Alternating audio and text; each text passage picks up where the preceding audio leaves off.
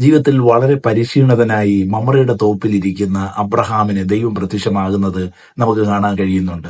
ഒരു മരത്തിന്റെ കീഴിലാണ് ദൈവം തനിക്ക് പ്രത്യക്ഷമാകുന്നത്. നമ്മൾ ചിലപ്പോഴൊക്കെ ചിന്തിക്കും, ദൈവം പ്രത്യക്ഷമാകുന്നത് ആലയത്തിലോ യാഗപീഠത്തിലോ അല്ലെങ്കിൽ ഉന്നതമായ വിശുദ്ധമായ പർവ്വതങ്ങളിലൊക്കെയാണ് ദൈവം പ്രത്യക്ഷമാകുന്നതെന്ന് നമ്മൾ ചിന്തിക്കാം. എന്നാല് ദൈവം ഒരു മരത്തിന്റെ കീഴിൽ ഇറങ്ങി വന്ന് തന്റെ ജീവിതത്തെ മുഴുവൻ മാറ്റിമറിക്കുകയാണ്. തന്റെ ഹൃദയത്തിന്റെ ഭാരങ്ങൾ, തന്റെ ആഴത്തുള്ള വേദനകൾക്കെല്ലാം മറുപടിയായി ദൈവം ഇറങ്ങി വരികയാണ്. നിങ്ങൾ സക്കായിയെ നോക്കൂ. ഇവിടെ അബ്രഹാമിനെ മരത്തിന്റെ കീഴിൽ ദൈവം കണ്ടെങ്കിൽ മരത്തിന്റെ മുകളിൽ സക്കായിയെ കാണുകയാണ്. തന്റെ ജീവിതത്തെയും ദൈവം മുഴുവനായി മാറ്റിമറിക്കുന്നത് കാണാൻ കഴിയും.